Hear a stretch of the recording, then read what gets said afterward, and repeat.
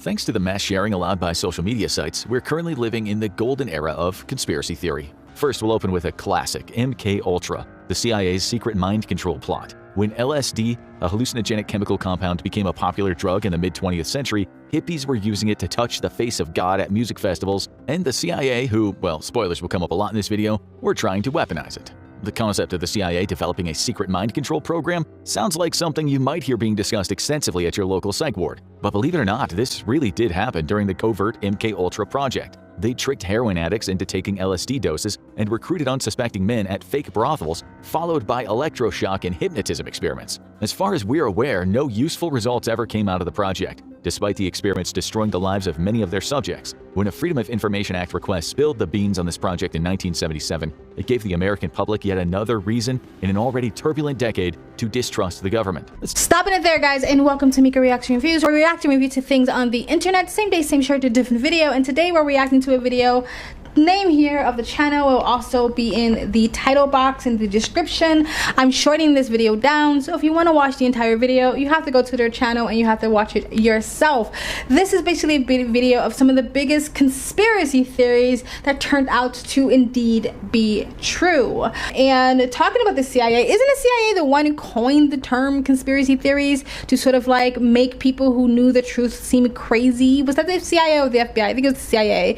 MK-Ultra is one of them, and they recently didn't Roseanne like accuse like Bill Maher for being experimented on with the MK-Ultra or something like that. I don't know if that's true or not, or she was just jousting him or joking. I wonder I don't remember this. No, you blocked it out, MK-Ultra. Who's that? That's the mind control program you're under, Bill. MK-Ultra? Yeah. So who's Klaus Schwab? The head of the WEF. What's that? Google it. But anyway, enough of yabber jabber. We're gonna get back into the video. Take a little break from sinister dealings performed by governments and look at some of the shady little things that private companies have been up to. It's generally accepted that sugar isn't exactly great for you. But if the sugar industry had their way, you wouldn't know that. In 1967, the Sugar Research Foundation, a lobbying organization funded by companies that deal heavily in sugar products, oversaw a study that downplayed the links between sugar consumption and cardiac diseases. But corporate sugar conspiracies like this aren't a thing of the distant past. The Coca-Cola company paid millions to commission a study muddying the link between sugary sodas and obesity back in 2015. And they still do that today. A lot of big food corporations will finance studies to muddy the water, whether their product is actually good or healthy for you, to even finance corporations that will put them on the top of the food chain of health when it's not. Like processed cereal is better for you than natural eggs or meat or butter or something like that. So like this is still going on today, which is really sad because people are trying to get healthy and they try to do research, and how can you trust the research when the research is bought and sold? Anyway, but let's continue. But all of that seems like small potatoes compared to a small group of companies getting together and planning a fascist takeover of the United States of America. It feels almost like a textbook premise of a conspiracy thriller, but it actually occurred in 1933 with the business plot. Senator Prescott Bush, grandfather of George W. Bush, teamed up with business leaders from Chase Bank, Goodyear, Standard Oil, GM, and the DuPont family with the goal of funding a military coup to take down FDR and install a fascist dictatorship. The one flaw in their evil plan was reaching out to Marine Corps Major General Smedley Butler to lead the military part of the military coup, despite the fact that he was a vocal FDR supporter. He blew the whistle and smothered the plan before it even took off. Despite being involved in literally treasonous conspiracy, none of the business plotters were ever punished. We can at least thank Smedley Butler for nipping the fascist takeover plan in the bud, but the fact that the son and grandson of Prescott Bush would become the presidents of the country he tried to overthrow really just feels like a sick joke. I don't think it's a sick joke, and I don't think it's a coincidence either. I don't think big corporations like this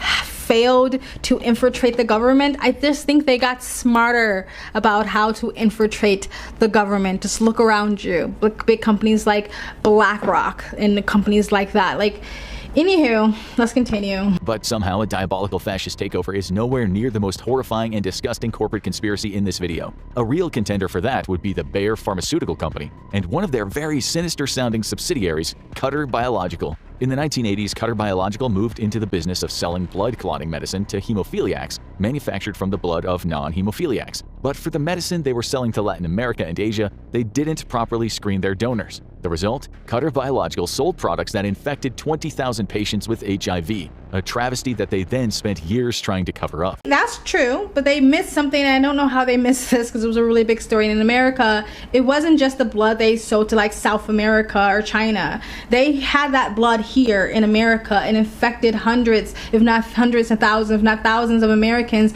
with HIV.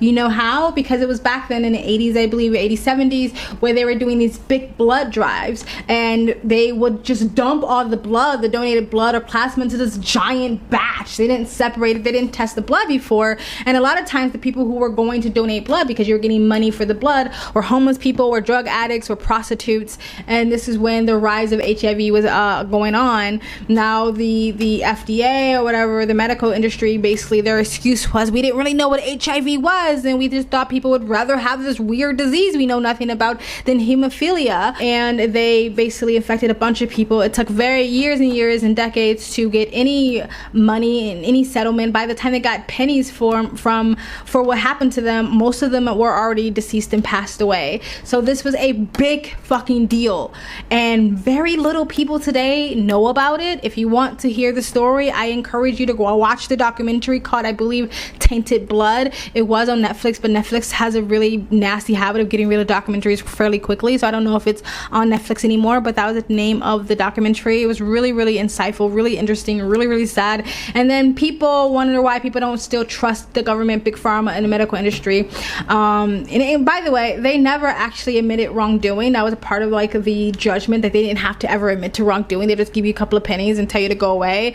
Where in places like China, I believe they actually jailed the doctors and stuff like that provided that medicine that gave people HIV. Anywho, let's continue.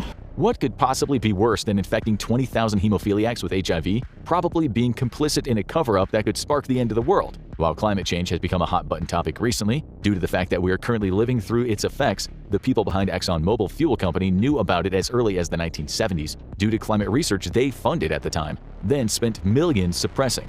Their lobbying has muddied the waters and delayed action on climate change because it would affect their bottom line, putting millions, if not billions, of lives at risk in the process. Yeah, it's still going on today. A lot of these corporations and companies that are part of the World Economic Forum, who claims to be concerned about climate change, are some of the biggest polluters of the climate and the planet. It's not about caring about the planet, it's about control and influence. But anyway, let's continue. Now that we've exposed the shadowy horrors of the corporate world, let's return to the crazy governmental conspiracies for the rest of the video. And believe it or not, these are literally all conspiracies that the United States government is responsible for. USA! USA! We're number one, baby. That includes being number one to hire ex-Nazi scientists right after the conclusion of World War II. Operation Paperclip was created as an effort to give the US a technological and scientific edge during the Cold War, even if it meant making a deal with the devil. Though that's not entirely accurate, it was more like taking a deal with 1,500 devils, all of which were given full clemency, having their slates wiped clean, with new and Nazi-free backstories written for them by the Joint Intelligence Objectives Agency. These included the diabolical Nazi scientists Werner von Braun, Hubertus Struckhold, and Arthur Rudolph. Some truly monstrous people were able to get away with their crimes scot-free, but hey, at least we got the V2 rocket and the moon landing out of it. Did we really land on the moon? Anyway, yeah, that happened. A lot of the innovations and inventions we enjoy today come from Nazi scientists. I can understand a little bit why the US government or military would be like, hey, they have brilliant minds that we can take advantage of. Let's just bring them over here and we just make sure they don't, like, I don't know, kill any Jews. But we should also have some standards. I'm not someone who, it's like when you criticize someone like, and I'm not comparing Andrew Tate to a Nazi or anything like that. When you criticize someone like him and then people go like, for the alleged sex trafficking, and people are like, well, yeah, but he says good things sometimes. It's like, I care about the principles and the values and the morals and the context of the person that's saying the right thing. I don't care about the right thing they're saying. Like, yeah, they can say something right. I'm sure Hitler has said things that are right. Doesn't mean I want to support the guy. So I think you have to have some sort of values and principles and standards that you stand on. Just because someone's mind is brilliant doesn't mean we adopt them into the country when they were participants in the murdering of a whole community of people, or try to murder a whole community of people. Now, maybe these scientists were held captive and forced to do these horrible experiments. I don't know. But yeah, that's to be said. And I also think like the Nazis are like responsible for like the Volkswagen or some shit like that, or some really fancy car. But anyway, let's continue. Let's not move away from evil science just yet either. One of the most infamous stories of unethical medical testing is the Tuskegee syphilis experiment. It was a conspiracy between the US Public Health Service and the Tuskegee Institute to turn around 400 black men into unknowing guinea pigs for syphilis studies, all while lying to them that they were in fact being treated for their painful and debilitating conditions. The study was kept under wraps for 40 years before the shameful exploitation of these men was revealed for all to see. In 1974, there was a $10 million payout to the surviving victims of the program, but nothing could ever give them back the years wasted in unnecessary suffering. Yeah, and people wonder why people still don't trust the government or overnight vaccines that you weirdly was pushing towards the black community. Weirdly so. I got the vaccine, you got the vaccine, they got the vaccine, we got the vaccine. Anyway, let's continue. For the vaccine, right away. What we do, Mickey, for the vaccine? Racially motivated testing and grave robbing are one kind of horrible, but indiscriminately releasing a bioweapon on an entire area is another. If you enjoy spending time near large bodies of water, the name Operation Sea Spray might evoke pleasant and relaxing vibes. Nothing at all like the U.S. Navy releasing two different types of dangerous and infectious bacteria from a boat on the San Francisco Bay in 1950, infecting 11 different people with an aggressive urinary tract infection and killed one of them. Why? Because they wanted to know how the city's population would react to the release of that kind of pathogen. The details were all kept under wraps until being revealed to the world almost 3 decades later in 1977. And if they are willing to damage and harm the American citizens and civilians then, you don't think they're willing to do it today?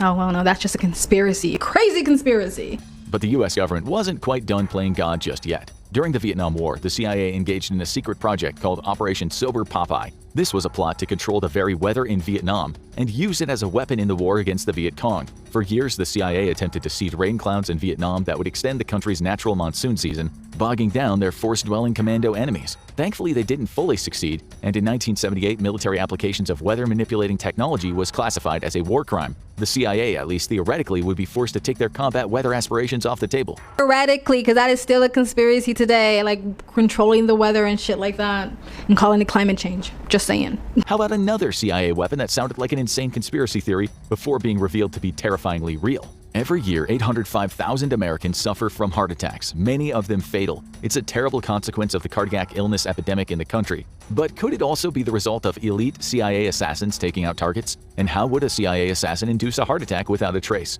A specifically designed heart attack gun, of course, one that fires a frozen dart carrying deadly blowfish poison, which then melts after transfer, inducing a heart attack and leaving a small red dot on the body as the only evidence of foul play. While this might seem like a bizarre fantasy cooked up by someone who watched a few too many James Bond movies, Senator Frank Church revealed the very real heart attack pistol during a public hearing in Congress about some of the seedier activities of the CIA. Okay, we have one more CIA story for you because these guys create conspiracies like Willy Wonka makes chocolate. Anyone who watches a lot of news might start to get the sense that there's some spin going on, that the seemingly impartial reporting of information might actually be a Trojan horse for an agenda. While these days that agenda comes from the various corporations that all own major news stations, for several decades in the mid-20th century, it was coming from the CIA, courtesy of an initiative known as Operation Mockingbird. Frank Wisner, head of the CIA's Office of Special Projects, spearheaded a far-reaching media influence campaign that gave him control of key figures from the New York Times, CBS, and members of the Washington Press Corps.